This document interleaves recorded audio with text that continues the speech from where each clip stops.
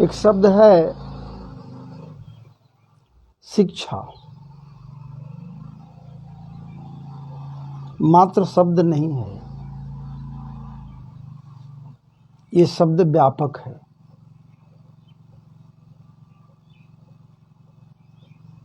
और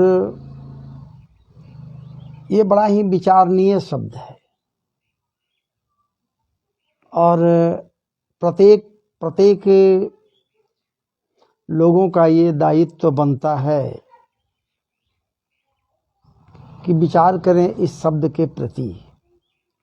शिक्षा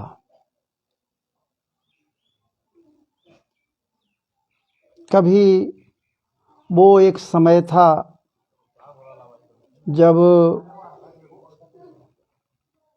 शिक्षण के लिए, शिक्षा प्राप्ति के लिए गुरुकुल थे। एक नहीं अनेकानेक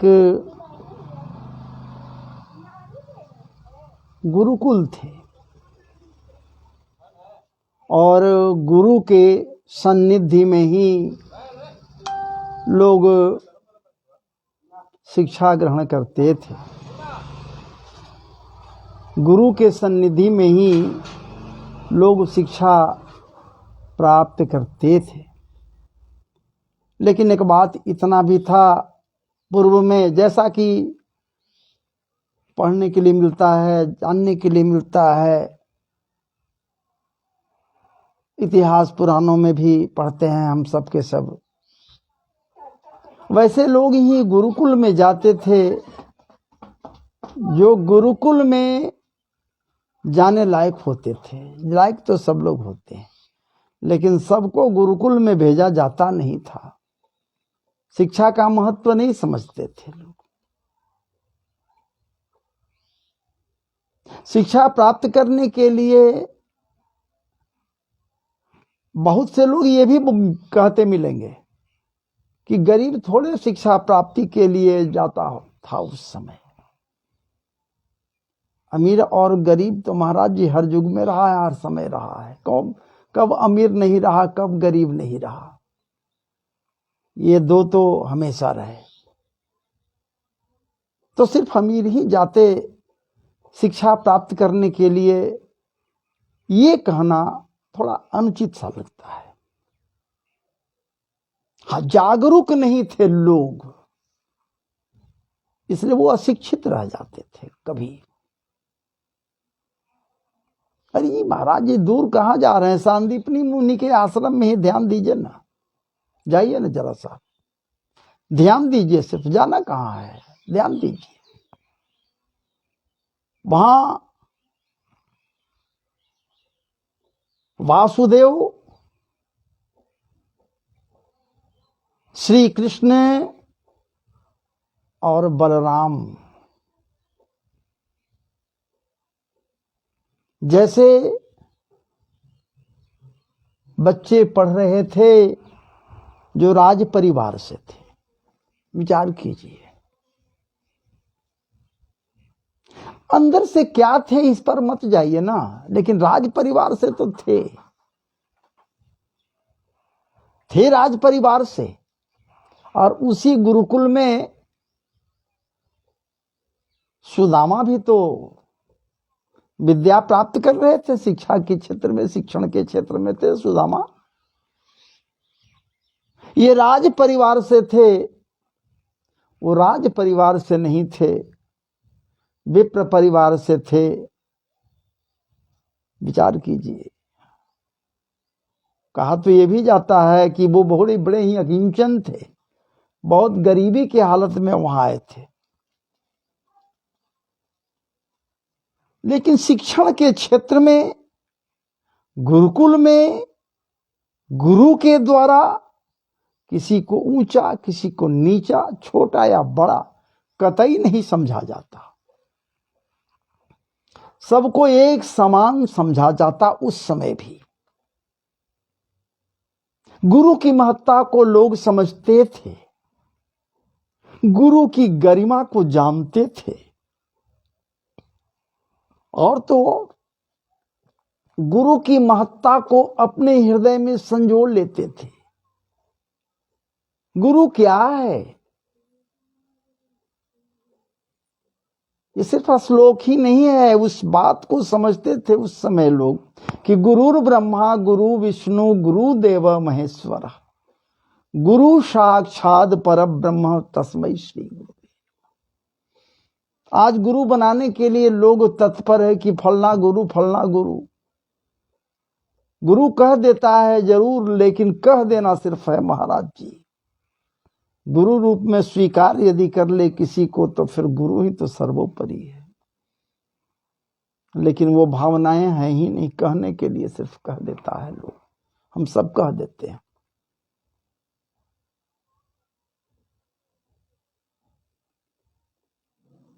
और तो एक परिवेश था। गुरुकुल में जाते, विद्या प्राप्त करते, गुरुगृह पढ़न गए रघुराई, अल्प पढ़न गए रघुराई, अल्पकाल विद्या सब पाई। सारे विद्याओं को महाराज जी अल्पकाल में, कुछ ही समय में रघुराई श्री राम प्रभु प्राप्त कर लिए थे। श्री राम प्रभु ही नहीं महाराज जी, उनके भाई लोग भी, सब लोग सहज ही। उस समय भी राज परिवार से बच्चे पढ़ने जाते थे और राज परिवार से अलग रहने वाले अकिंचन बच्चे भी पढ़ने जाते थे। वहां जाति पाति का भेद नहीं था।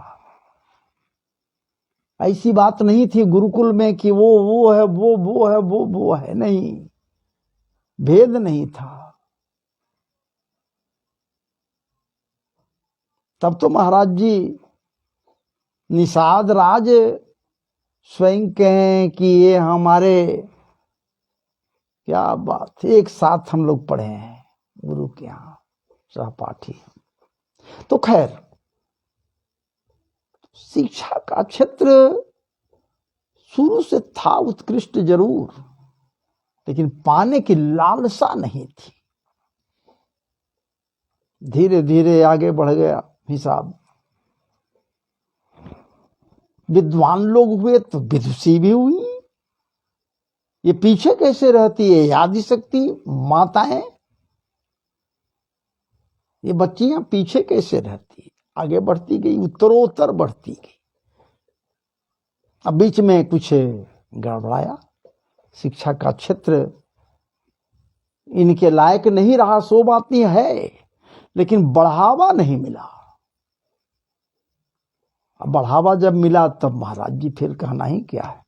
आज तो पीछे कदापि है ही नहीं, नारी शक्तियां पीछे तो है ही नहीं, पुरुष पर प्रवर्ग से पीछे है नहीं, आगे निकलने के लिए महाराज जी ये प्रस्तुत हैं। लेकिन बीच का कुछ जो पीरियड हुआ, वो समय हुआ इस कलिकाल में, जहां शिक्षा का कोई खास ये नहीं रहा। खास करके ये लोग जो नारी हैं, स्त्रियां हैं, ये महाराज जी शिक्षा के क्षेत्र में गुरुकुल जाना भी पसंद इनको नहीं, ये भाता नहीं था, या इनको बढ़ावा नहीं दिया गया। आज का स्थिति नहीं, आज तो बढ़ावा इतना है, फिर कहना ही क्या है।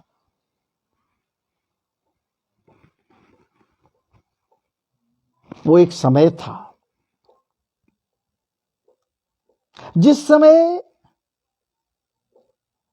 महाराज जी न टेलीफोन थे, न मोबाइल,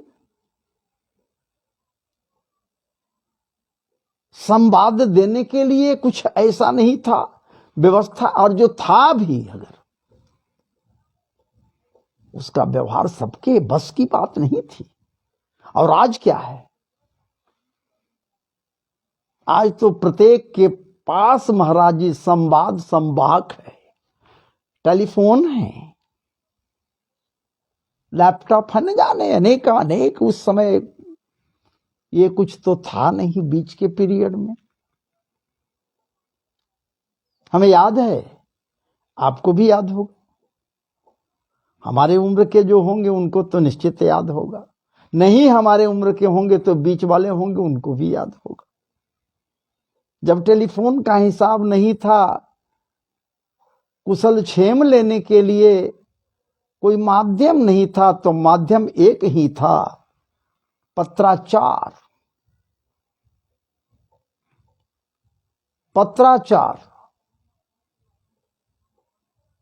पत्राचार के माध्यम से समाचार हम सब ले लिया करते थे, हम सबको समाचार प्राप्त हो जाता था पत्राचार के माध्यम से। सुलभ था, आसान था। जो नहीं देखे उनको तो यह भी नहीं पता हो कि अंतर्देशीय पत्र क्या था।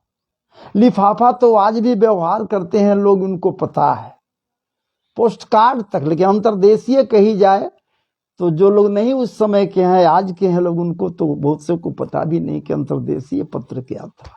अंतर्देशीय था,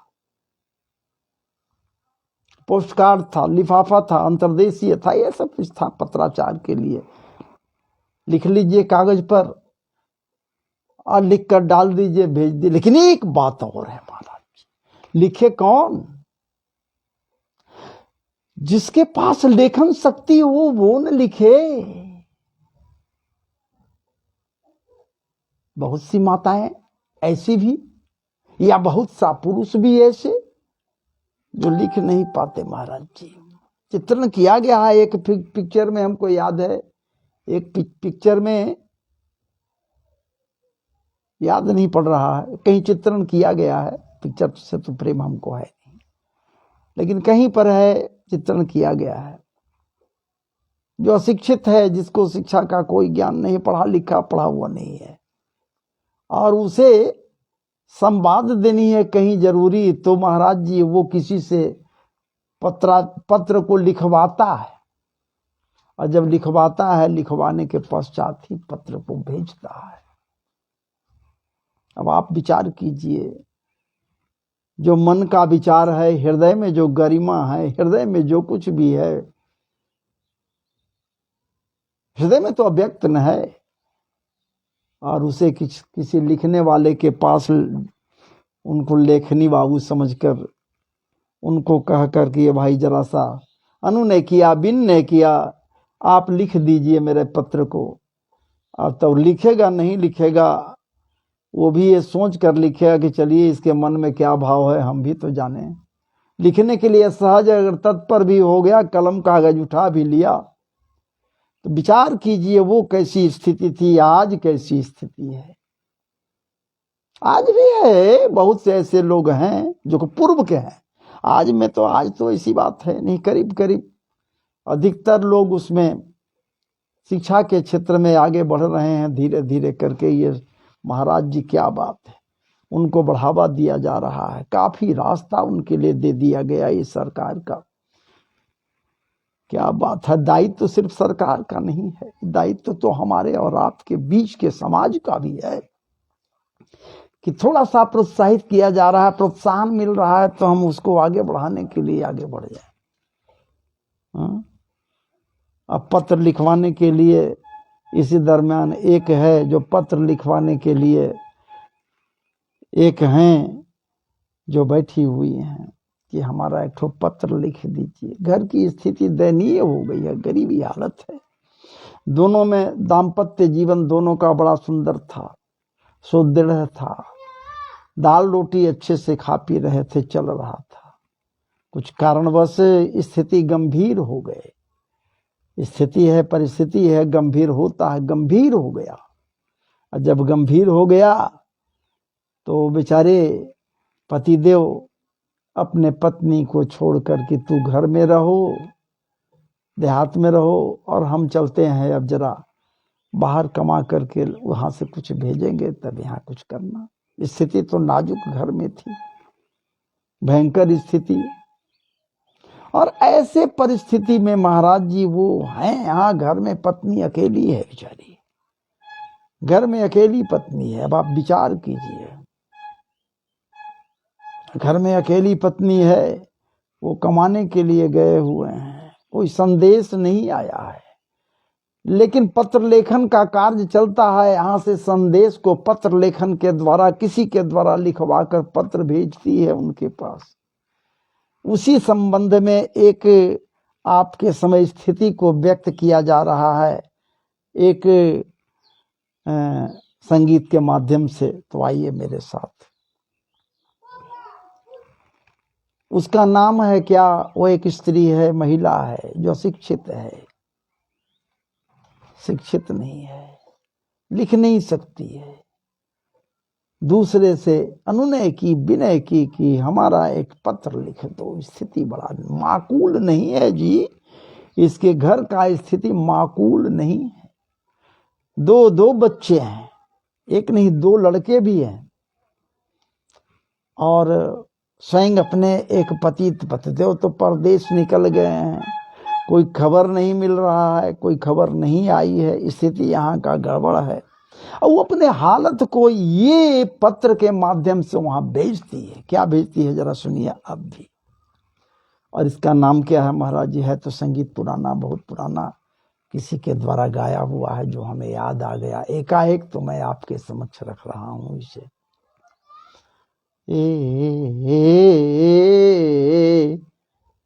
जो लिखवा रही है, लिखवाने वाली का नाम है रजमतिया, देहाती नाम है उसका रजमतिया। लिख रहा है उसका नाम तो नहीं पता है, जो लिखवाने वाली है उसका नाम है रजमतिया। दो पुत्र हैं, एक को बड़का कहती है और उससे छोटा है उसको वो छोटका कहती है। तो देखिए क्या हालत है उसके घर का, अपने हालत को बयां कर रही है इस संगीत के माध्यम से। लिखावे रजमतिया पतिया रोई रोई ना, ये लिखावे रजमतिया पतिया रोई रोई ना, रोई रोई ना हो, रोई रोई ना हो, रोई रोई ना, ये लिखावे रजमतिया पतिया रोई रोई ना, ये लिखावे रजमतिया पतिया रोई रोई ना। सोचिए, रो रही है लेकिन लिखवाना तो पड़ रहा है। लिखने वाले कोई दूसरे हैं महारथी, उनके समक्ष अपने स्थिति की को बयां कर रही है। लिखावे रजमतिया पतिया रोई रोई ना। क्या लिखाती है स्थिति? येरी अंगना में कीच काच, अंगना में कीच काच, दुअरे पर पानी, अंगना में कीच काच, दुअरे पर पानी। बरसात का मौसम है, और बरसात के मौसम की स्थिति को कह रही है, लिख बयां कर रही है कि अंगना में कीच काच। अंगना का स्थिति है कि कीच काच है, मिट्टी का घर है ना, तो अंगना में कीच काच, दुअरे पे पानी, अंगना में कीच काच, दुअरे पे पानी, दुअरे पे पानी, हो दुअरे पे पानी, दुअरे पे पानी, दुअरे पे पानी, दुअरे पे पानी, दुअरे पे पानी, अंगना में कीच काच, दुअरे पे पानी, ये टप टप चुवताड़े, चप टप टप चुवताड़े, टूट ही पलानी, टप टप चुवताड़े, टूट ही पलानी, रतिया जागी जागी ना, रतिया जागी जागी ना, ये लिखावे रजमतिया पतिया रोई रोई ना, ये लिखावे रजमतिया पतिया रोई रोई ना, अंगना में कीच काच, दुअरे पे पानी, टप टप चुवताड़े, चप टप चुवताड़े, टूट ही पलनिया, टूट ही पलनिया बतिया रोई रोई ना, ये लिखावे रजमतिया पतिया रोई रोई ना, रोई रोई ना। फिर लिखती दिखाती है, भैया लिखो, ये री बड़का के जामा बाटे। क्या बात है, स्थिति को देखिए, बड़का के जामा बाटे छोटका के नाही, बड़का के जामा बाटे, बड़का के जामा बाटे छोटका के नाही, छोटका के नाही जी, छोटका के नाही, बड़का के जामा बाटे छोटका के नाही। ए फट ही पहिरी के, फट ही पहिरी के, गुजार दिन रतिया पतिया रोई रोई ना। ए फट ही पहिरी के, गुजार दिन रतिया पतिया रोई रोई ना, ये लिखावे रजमतिया पतिया रोई रोई ना, ये लिखावे रजमतिया पतिया रोई रोई ना। ये रोने का भाव इसलिए भी है महाराज जी, मैं पढ़ी लिखी हुई नहीं हूँ हे मेरे स्वामी, पढ़ी लिखी नहीं मैं हूँ हे मेरे प्रिय, पढ़ी लिखी नहीं हूँ, इसलिए आज अपने भावों को दूसरे के समक्ष व्यक्त करते हुए लिखवाना पड़ रहा है मुझे। यदि पढ़ी लिखी होती तो ये तो नहीं होता।